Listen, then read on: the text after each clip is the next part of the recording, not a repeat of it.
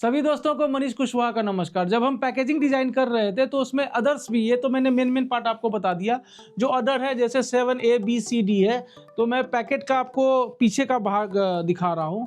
तो पीछे का भाग जो है ये आपको, ये देखिए मैं बहुत क्विक कर रहा हूँ। जो 7A है, 7A जो अदर्स, 7A क्या बोल रहा है कि product of India, product of India लिखने कह रहा है।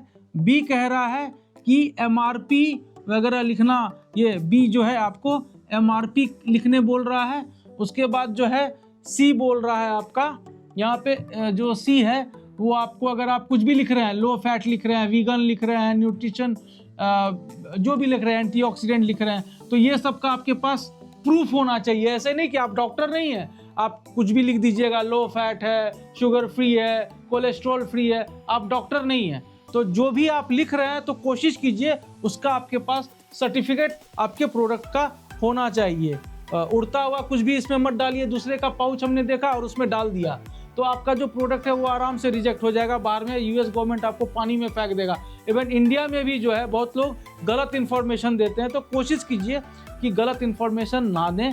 जो भी अपने लोगों को खिलवाएं वो सही खिलवाएं। तो अभी मैं आया था, बी पॉइंट हो गया था, सी हो गया था, डी। हाँ, डी में आपका जो कह रहा है वो आपका एलर्जन एडवाइस, मतलब एलर्जन, एलर्जी जिसके साथ है, एलर्जी जिसके साथ है, एलर्जन आपको एडवाइस लिखना है।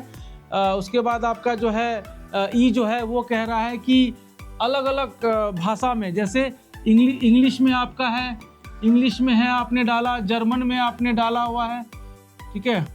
उसके बाद आपने फ्रेंच में लिखा हुआ है, तो जो भी आप लिख रहे हैं फ्रेंच में डाला हुआ है। उसके बाद आप पॉलिश में डाला हुआ है, क्योंकि हर जगह आप अपना मखाना जब बेचिएगा तो हर पैकेट, अब फ्रेंच के अनुसार, फ्रांस के अनुसार पैकेट डिजाइन नहीं कीजिएगा, जर्मनी के अनुसार पैकेट डिजाइन नहीं कीजिएगा, और जो पोलैंड है, जो यूरोपियन यूनियन है, उसके अनुसार। तो आपको सारा चीज़ क्या करना है, वो आपको इन यहाँ पे ही आप जो है सारा जो है भाषा में है, सारा जर्मन में, इंग्लिश में, फ्रेंच में और पॉलिश में, सब भाषा में आपको उसका जो है इंग्रेडिएंट वो लिख देना है, तो कि सब देशों के लोग उसको पढ़ सके। उसके बाद आता है आपका जी पॉइंट।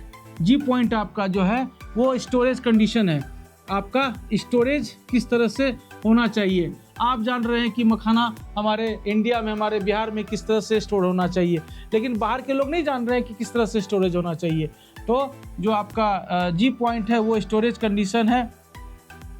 उसके बाद लास्ट में आपका ये देखिए एफ कंडीशन जो है वो प्रोप्राइटरी फूड आपका, चूँकि ये नेचुरल फूड नहीं है, ये प्रोप्राइटरी फूड है।